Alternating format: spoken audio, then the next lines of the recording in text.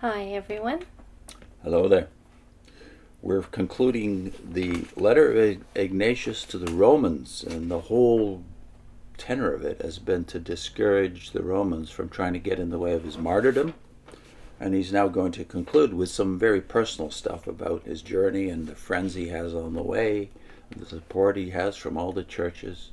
And we can't forget that the word Catholic is introduced by Ignatius in these epistles, meaning not a hierarchy such as you imagine in the Watchtower, that somehow the teachings were being imposed from above like you have it in your organization, but rather a lateral movement, i.e. churches on the earth corresponding with each other, even visiting each other, especially now that he's on his way to More like martyrdom. a family. Yeah, a family. And the motivation not being coercion, i.e. we have to do this because it's been mandated, but we have to do this because we love our brother Ignatius. That's what it amounts to, doesn't it? And he rejoices in that here. So we'll read the final 3 paragraphs, and you'll see what we mean. This is, by the way, from Lightfoot you're reading, right? Yes, I'm reading Lightfoot. You're reading Robertson Donaldson, and then we'll also get something from Maxwell Stanforth's translation. Right, okay. Paragraph 8. I no longer want to live according to human standards, and such will be the case if you so desire. Do so desire, that you will also may be desired. With these brief lines, I am making my request to you. Do believe me. And Jesus Christ, the unerring mouth by whom the Father has spoken truly, will make it clear to you that I am speaking truly. Pray for me, that I may reach the goal. I write to you not according to human perspective, but in accordance with the mind of God. If I suffer, you will have wanted it. If I am rejected, you will have hated me. Wow, that's pretty strong. In other words, if he's rejected from going to the martyrdom that he thinks the Holy Spirit has given him to as his task, as his final witness, you will get in the way of my doing the will of God. That's what this amounts to. And now the next paragraph says, remember in your prayers the church in Syria, which now has God for its shepherd instead of me. In other words, he's coming now. Antioch has no bishop, no presiding overseer as we might think of it. Now it has God as its shepherd. But look at the very next line. Jesus Christ alone will oversee it. So somehow he thinks as Jesus Christ alone as being God taking personal oversight of the church. And your love will also regard it. But as for me, I am ashamed to be counted one of them. For indeed I am not worthy, as being the very last of them, and one born out of due time. This sounds very similar to Paul in Corinthians, doesn't it? It does. But I have obtained mercy to be somebody if I shall attain to God. My spirit salutes you, and the love of the churches that have received me in the name of Jesus Christ. Notice that. The churches receive him in the name of Jesus Christ, the only name mentioned.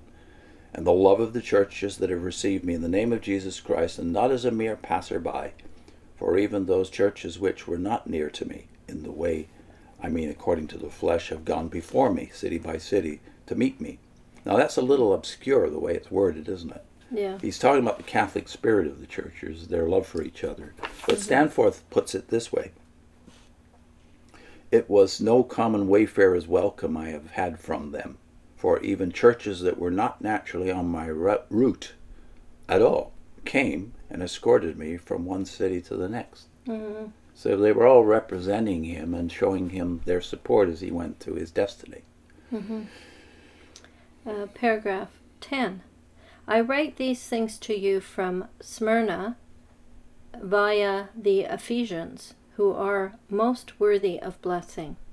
With me, along with many others, is Crocus, a name very dear to me. Regarding those who preceded me from Syria to Rome, to the glory of God, I believe that you have information.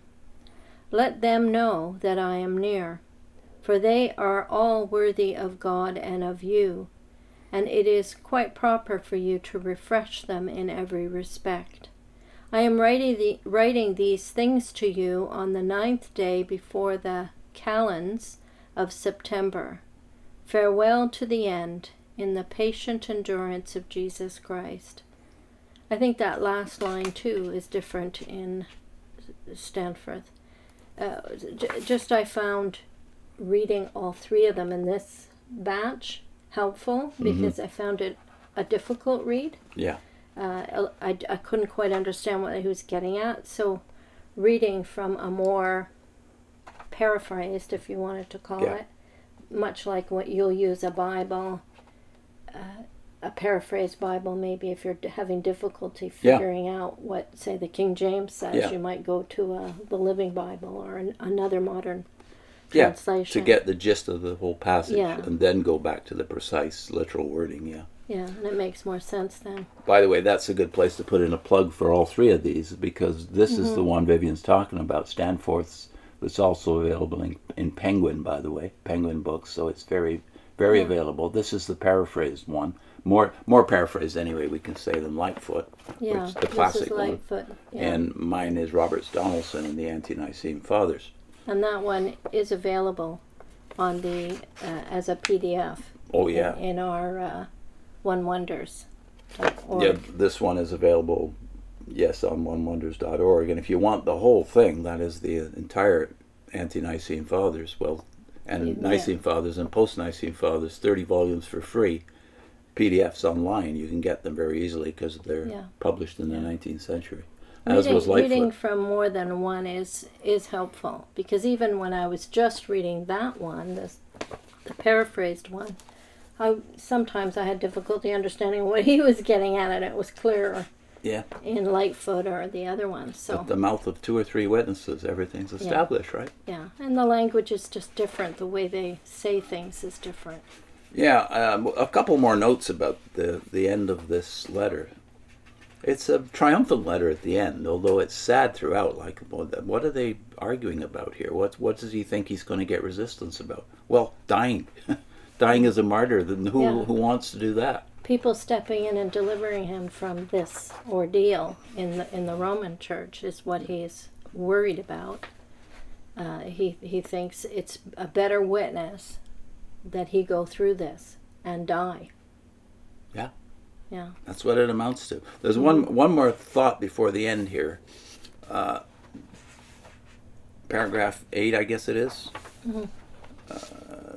He's talking about in Robert Donaldson, he says, Jesus Christ will reveal these things to you. In other words, the right attitude for you to take towards my martyrdom.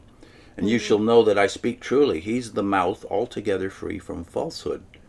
Jesus Christ is the only infallible source of information. That's why he's saying go to him to find out what the right Christian attitude is on this. Yeah. So pray about it. He's the authority. He says, pray ye for me. But when he says that, he's not saying pray that I be delivered. He's saying pray that I can go through. That I may reach the goal, mine says. Yeah. If I shall suffer, you have wished well to me.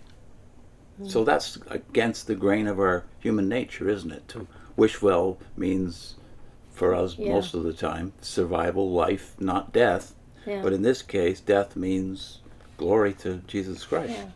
Yeah. That's pretty clear. And I do, again, we return to the beginning of paragraph 9. Now that I'm going, he's saying, to my death, the church in Syria, and notice he says Syria, not just Antioch.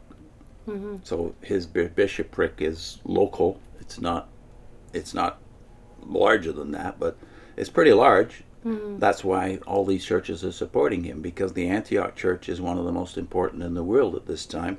And he mentions the other two that are extremely important, that Jesus also mentions, right, in the first 2 letters in the book of Revelation. Right. That is Ephesus and Smyrna. So this is the Catholic Church in its birth.